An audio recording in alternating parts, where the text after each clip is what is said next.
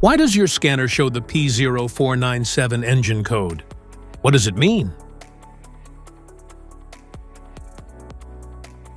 P0497 is a diagnostic trouble code for evaporative control system malfunction.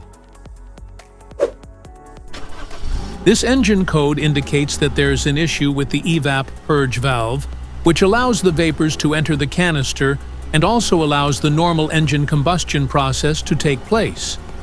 Under this circumstance, short-distance driving is permitted, but your vehicle should be repaired as soon as possible. So what causes this imbalance here are the most common culprits.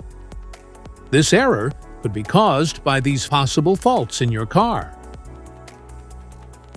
Faulty purge valve, damaged vacuum hoses, clogged charcoal canister, loose or damaged wiring,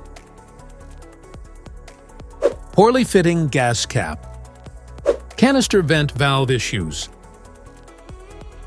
Each DTC code corresponds to a specific issue in your vehicle.